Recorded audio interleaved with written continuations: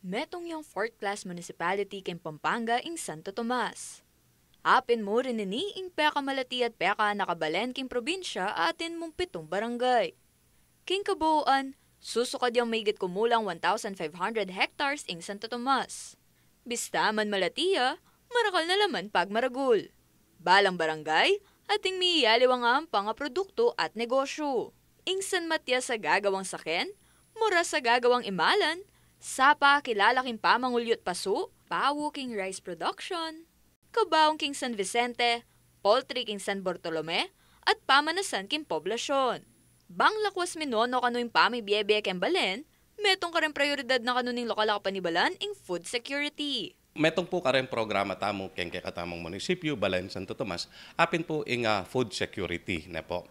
At ngani pong kasalukuyan, ating kami pong fish port keti. So, kukumbiran ko lang naman po deng Alwang Balen. Bisitahan niya po in Balen Santo Tomas. Kaya kami pong fish port. Ngayon pong kasalukuyan, makasali kayo po keni. Metong kilong tilapia, 50 pesos. Ne po. Pwede kayong saling 1 kilo, 2 kilos. Ne? Ingburi ko pong sabihan, mas mura.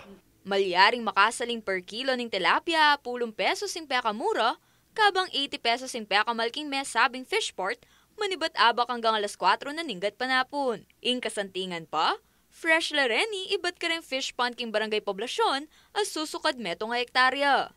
Bang lakwas pa nga sulong iniyata siguro nga tinlang access king pamangan dembalang Tomasyan, paplanuhan na ning lokal kapanibalan ning pamamulos fingerlings kareng ilog a malyari rampasanan deng sabla, lakwas na ngening may kapaglagay ng check gate king San Vicente, poblasyon at Pawu.